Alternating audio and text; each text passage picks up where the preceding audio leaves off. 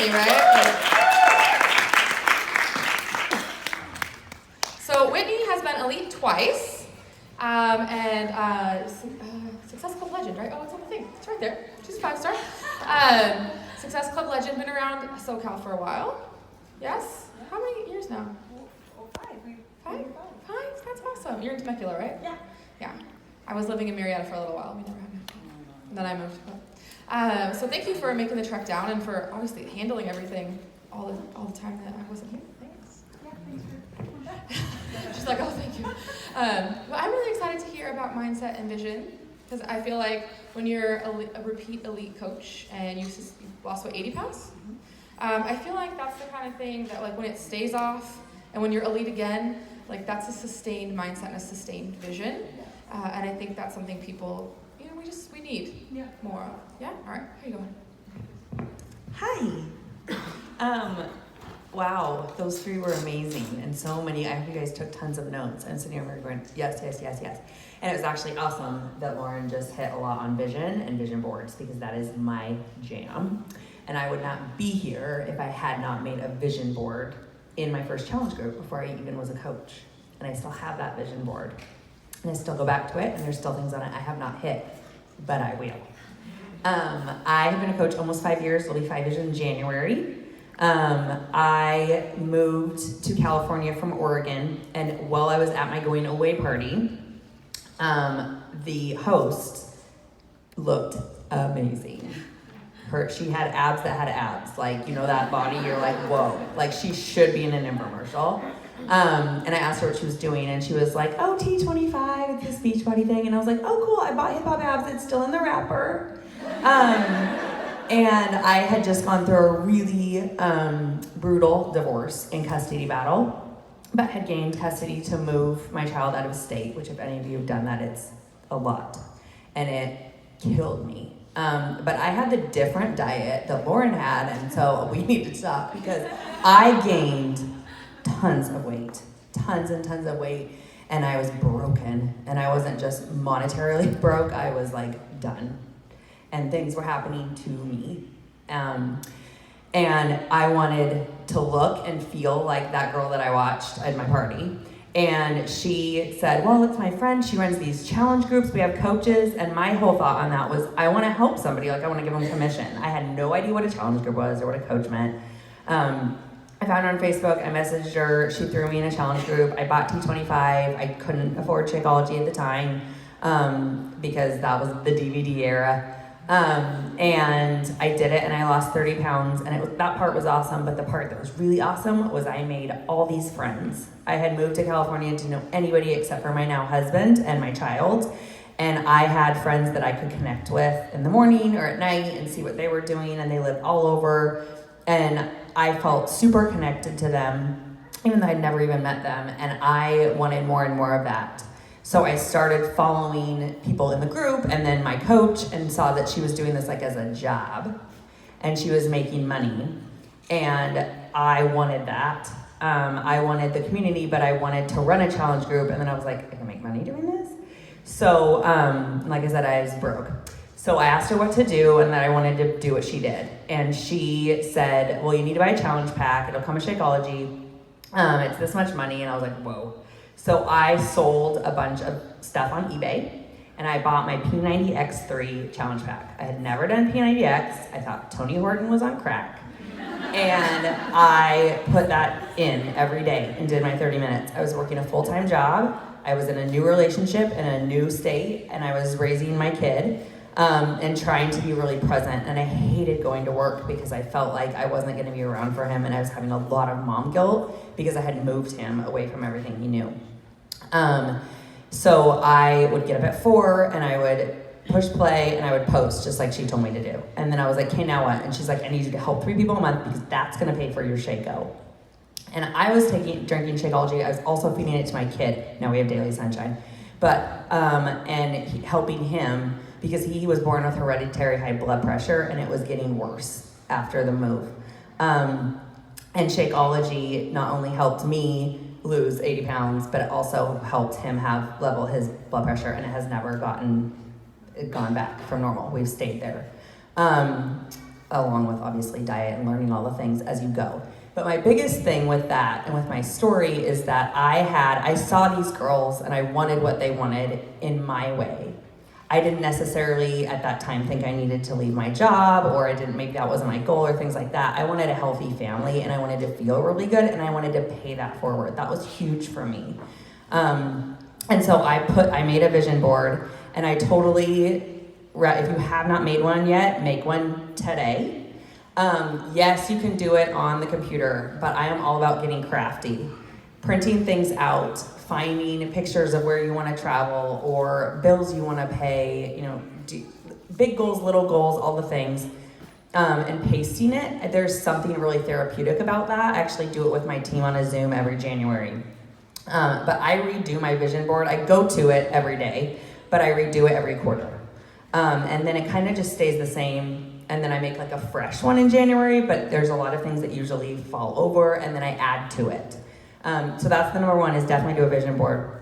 If I didn't have that vision board going into coaching, I don't think I would have stayed coaching, because it gets hard, like we've all talked about and we all know. But looking at those things every day kept me going, because I was like, I can do this. And there were little and big things, and mine all meshed together. Like coaching puts all the things together for me in life.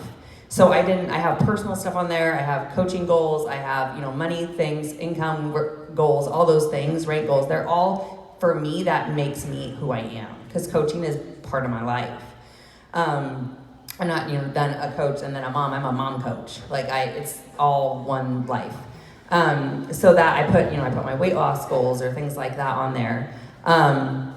Goals I have, my kiddo is really into performing, and it's really expensive. And so those all go on there. All those visions, travel goes on there. Visions and things I have for my coaches, goals I have for them that they want for themselves, because they're my team and we do those together. As you know, especially with Rank, it's not just you, it's your team. So those are on there for them too, because I'm gonna be helping them get there to their goals. And so I do a vision board. I also, every Sunday night, I write a letter to myself, and it is in present tense of things that I want for myself in the future. And I redo that letter every Sunday night. So it's a new letter every week. I've always done that, but I got really into it when I was in the Shift Shop test group with Chris Downing, and he talked about his letters and how to write it. And he read mine and he ripped it apart. And I was like, oh my God. But he was like, this is too much. I'm gonna do. He's like, I am in the Million Club, or I am a 10-star, or whatever, the goal was at the time.